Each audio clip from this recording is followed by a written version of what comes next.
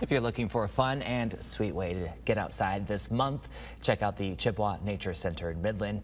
As they officially kicked off maple syrup season, they have hands-on demos that you can take part in. And TV5's Lauren Piesco is joining us this morning with all of those details. Lauren? Blake, good morning. And to answer your guys' question, no, we are not in a sauna this morning. We are here in the Sugar House located at the Chippewa Nature Center in Midland. Michelle, why is it looking so steamy right now? Can you explain what's happening? Yeah, so we got maple sap in our evaporator. There's a fire underneath, and we are just cooking it so that the water leaves via steam, evaporation, and the sugars stay in the pan. Over time, those sugars concentrate until there's 66 to 67% sugar, and that's what maple syrup is. Awesome. Michelle is one of our educators here at the Chippewa Nature Center. And tell me, how has your season been going so far? You really just kicked things off last weekend, right?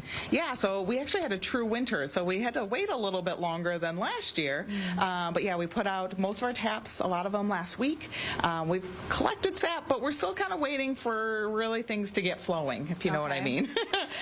So we're hoping that this rain actually will help maybe defrost the ground, will help kind of get those trees going and send in sap up to their branches, and that's when we take it on its way.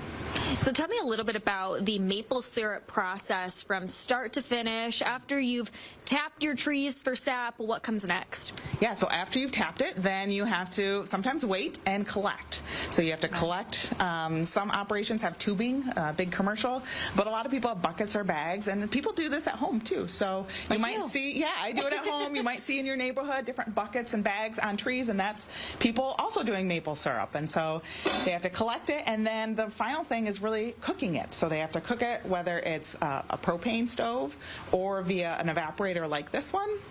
And then it's hours and hours and hours of cooking. Yes, 3 to 4 hours typically, right? Per gallon. And so we make batches of 3 to 4 gallons at a time, so that's 9 to 12 hours to make a batch on this setup.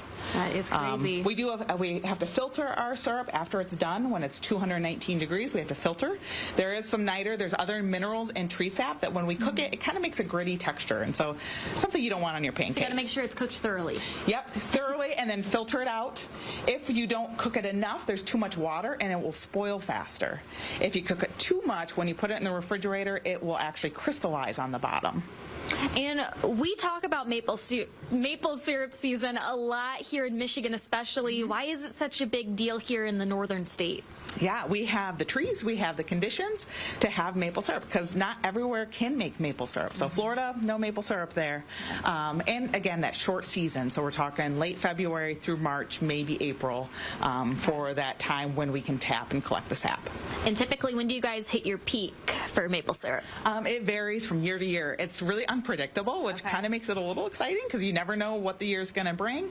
But, you know, we've made here at the Nature Center upwards of 70 gallons for some years. Some years we've only made 12 gallons total. So very variable. And remind us again really quick, when is Maple Syrup Day here at the Chippewa Nature Center? Yeah, people can come out for Maple Syrup Day. It is Saturday, March 15th. All the details are on our website, chippewanaturecenter.org. Perfect. Mark your calendars. Michelle, thank you. We're going to be here in the Sugar House again at 6:45, so stay with us until then. But for now, live in Midland, Lauren Piesco for TV5. We're going to send it back to the studio.